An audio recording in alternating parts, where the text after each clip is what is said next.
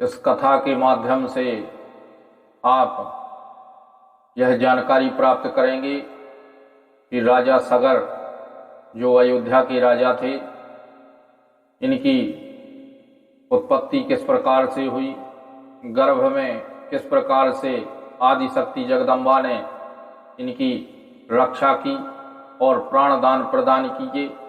इसके पश्चात उन्होंने किस प्रकार से अपना जीवन निकाला और किस प्रकार से इस संसार में प्रसिद्ध हुए। तो वीडियो को आप अंत तक देखते रहें, जिससे आपको पूर्ण जानकारी प्राप्त हो और हमारा प्रयास सफल हो सके। रघुवंश महाकाव्य में कालिदास जी अयोध्या के राजाओं का वर्णन करते हुए लिखते हैं, क्वा सूर्य प्रभावो वंशः क्वा चाल्प विषयामति तितेषु दुस्तरम मोहा डुंडुने पास्मि सागरम। अर्थात कहाँ सूर्य से उत्पन्न होने वाला रघुवंश और कहाँ मेरी अल्प बुद्धि, मैं इस वंश का वर्णन करने के लिए उसी प्रकार से प्रयास कर रहा हूं जिस प्रकार से भयंकर समुद्र को पार करने के लिए छोटी सी नौका लिए घूम रहा हूं।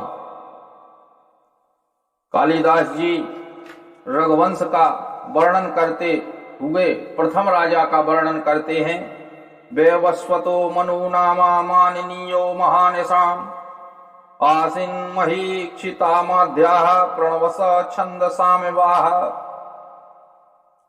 अर्थात विद्वानों के सम्मानीय वैवस्वत नाम के मनु वेदों में ओंकार के समान राजाओं में प्रथम हुए। जिस प्रकार से मंत्रों का अग्रणीय ओम शब्द है, उसी प्रकार से राजाओं में रघुवंश के राजा वैवस्वत मनु हुए जो महाप्रतापी हुए। इसके बाद यह वंश चलता रहा और इसका नाम यक्षवाकु वंश हुआ। यक्षवाकु वंश में राजा भरत हुए, जिनकी 8 रानियां थीं, जिसमें एक पटरानी थी जिसका नाम कालिंदी था। राजा भरत के 8 रानियों में किसी की संतान नहीं थी और वह मृत्यु को प्राप्त हो गए। जब मृत्यु को प्राप्त हो गए तब उनकी जो पटरानी कालिंदी थी, उन्होंने सोचा कि मैं पति के साथ सती हो जाऊंगी। इसके लिए वो तैयार हुई और 16 श्रृंगार करके जैसे ही अर्थी पर बैठी तो उसी समय महर्षि चमन वहां आ गए और चमन ऋषि ने कहा कि हे देवी, आपके गर्भ में मैं देख रहा हूं, मेरी दिव्य दृष्टि बता रही है कि एक बालक पल रहा है, इसलिए वही आगे राजकुमार होगा और वही इस वंश को चलाएगा, इसलिए आप सती ना होइए। इस बात को मान करके रानी कालिंदी महलों में पुनः वापस आ गई। कुछ समय बाद जो उनकी सौतेली रानियां थीं, उन्होंने सोचा कि यदि कालिंदी के बच्चा हो जाएगा तो वही राजा होगा और यह राजमाता बन जाएंगी और हम लोगों को दुख देंगी, क्योंकि हम संतानहीन हैं। यह विचार उनके मन में आया और इसी विचार के कारण उनमें दुर्बुद्धि फैल गई और उन्होंने मीठा जहर, वत्सन नाभ जिसे कहा जाता है, वह लड्डुओं में मिला दिया और रानी कालिंदी को वह खिला दिया, जिससे धीमी धीमी गति से जो गर्भ में संतान होती है उसका विनाश हो जाता है। तब चमन ऋषि ध्यान मग्न में बैठे थे। उन्होंने सोचा कि रानी के बारे में जानकारी प्राप्त करें, तो उन्होंने देखा कि उनको वत्सनाभ मीठा जहर खिला दिया गया है, जिससे बच्चा मारा जाएगा। तब दौड़ते हुए ऋषि वहां आए और कहा कि आपने जहर खा लिया है, अतः बच्चे को बड़ा खतरा है। तब वो जो रानी थी वो हंसने लगी और कहा कि महात्मन, हमने तो जहर खिला ही दिया है, अब बच्चा तो मर ही जाएगा। तब उन्होंने माता आदि शक्ति की प्रार्थना की। चमन ऋषि कहते हैं, त्वं वैष्णवी शक्ति नरंत वीर्या विश्वस्य बीजं परिमासि माया सम्मोहितं देवी समस्तमेतत् त्वं मे प्रसन्नां भोगमोक्त हेतु। हाथ जोड़ करके चमन ऋषि कहते हैं कि हे माँ, तुम ही इस संसार का बीज हो। आपकी ही कृपा से मनुष्य देवता सभी चलायमान हैं। आप प्रसन्न होइए और इस बालक की रक्षा करिए, क्योंकि आपकी कृपा से इसकी रक्षा हो सकती है। इस प्रकार जब स्तुति की तो माँ भगवती अष्टभुजा धारण किए हुए प्रकट हुई और उन्होंने कहा कि हे ऋषिवर, मैं आपकी प्रार्थना से प्रसन्न हूँ। आप परोपकार का कार्य कर रहे हैं और जो परोपकार का कार्य करता है उससे मैं सदैव प्रसन्न रहती हूँ और उसके द्वारा किए हुए निवेदन को ग्रहण करके उसकी प्रार्थना को स्वीकार करके उसकी मनोकामना पूर्ण करती हूँ।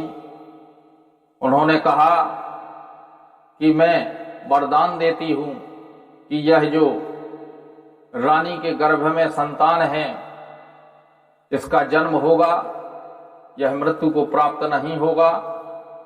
और जो विष इनको खिलाया गया है तो वह विष उसके शरीर पर जिस प्रकार से मैल लिपटा रहता है, वह विष जब यह बच्चा जन्म लेगा तो उसके शरीर पर वह विष ऊपर लिपटा रहेगा।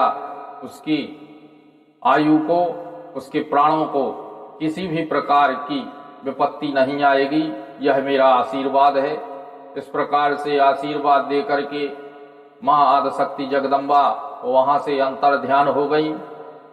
9 महीना पूर्ण होते ही बच्चे ने जन्म लिया और माता के वचन के अनुसार उसके पूरे शरीर पर नीले रंग का मैल के समान जहर लगा हुआ था और उसको स्नान करवाया गया, तैयार करवाया गया और वही बड़े होकर के उनका नाम विष के साथ होने के कारण सगर रखा गया। सागर, सा माने साथ में, गर माने जहर। जहर के साथ में जो हुआ हो उसको सगर कहा जाता है। सगर प्रतापी राजा हुए। रघुवंश के राजाओं में आज भी उनकी प्रसिद्धि फैली हुई है। सगर राजा के 60,000 पुत्र हुए और उन्होंने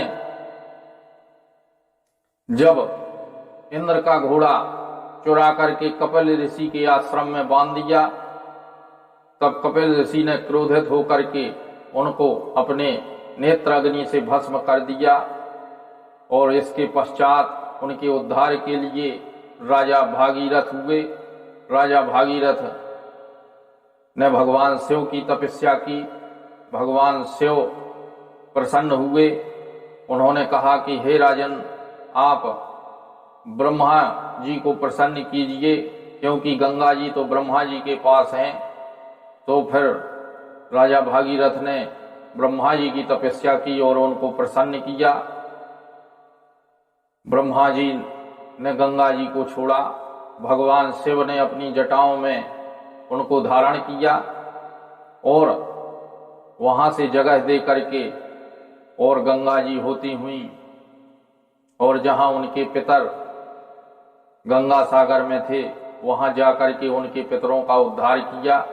इस प्रकार से यह मोक्ष प्रदान करने वाली दुर्गा भागवत महापुराण की अत्यंत भक्ति को बढ़ाने वाली कथा है।